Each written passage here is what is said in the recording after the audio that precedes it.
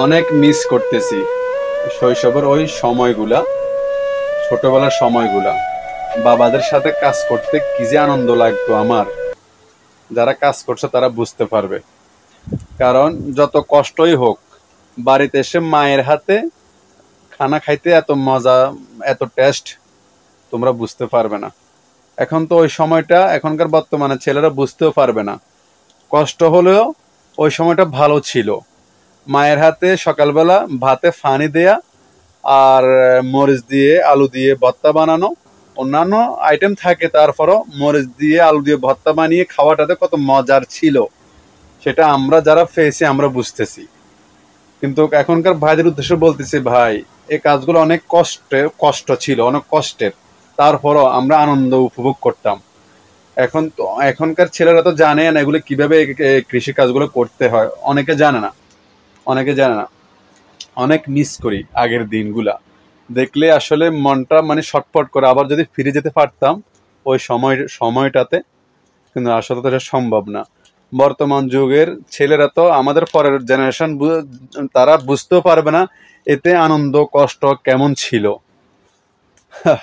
আসলে সবকিছু হারিয়ে যাচ্ছে, ধীরে ধীরে সবকিছু হারিয়ে যাচ্ছে। মানে কষ্ট যতই হোক, আনন্দ সবচেয়ে বেশি ছিল, আনন্দের শেষ ছিল না। এখন তো সকালবেলা গরম ভাত ছাড়া খাওয়াই যায় না, কিন্তু আমাদের সময় আমরা জমিনে কাজ করে আসার পর পড়ালেখাও করছি, জমিনে কাজও করছি, এভরিথিং অল কাজ করতাম। কিন্তু বাড়িতে আসার পর মায়ের হাতে খানাটা খাইতে দিয়ে এত মজা লাগতো। সবচাইতে বেশি টেস্ট পাইতাম যখন শুকনো মরিচ দিয়ে আলু ভর্তা বানাইতো সকালে, ফানির ভিতরে ভাতের ভিতরে পানি দিয়ে রাখতো, ওই ওই ভাতগুলো খাইতাম। সত্য বলতেছি, মজা কাকে বলে। এখন প্রবাসে আসছি, প্রবাসে আসার পর থেকে পরে এখন বুঝতেছি ওই সময়গুলোর খানাটা, মায়ের হাতের খানাটা কত মজা, কত টেস্টি ছিল। তোমরা কেউ বুঝতে পারবে না যারা বর্তমানে মানে এই কৃষিকাজগুলো করো নাই। আমাদের লাইফের, আমাদের সময়ের, আমাদের জেনারেশনের ছেলেরা পাইছে কিছুটা। এখন তো ধীরে ধীরে সবকিছু হারিয়ে যাচ্ছে। লোভে ফাফে মৃত্যু। টাকা কামানোর জন্য প্রবাসে এসে আগের সব কিছুই, মায়ের স্বাদগুলো সব চলে যাচ্ছে। টাকা কামাচ্ছি কিন্তু শান্তি নেই। অথচ আমরা ওই সময়টা কষ্ট করছি, মায়ের হাতের রান্নাটা খাইছি, ভালো কম খাইছি, কিন্তু তারপরও মনটা ভরে গেছে। কিন্তু এখন আমরা টাকা কামাচ্ছি, রাইট, কিন্তু আমাদের অন্তরে সুখ নেই, শান্তি নেই।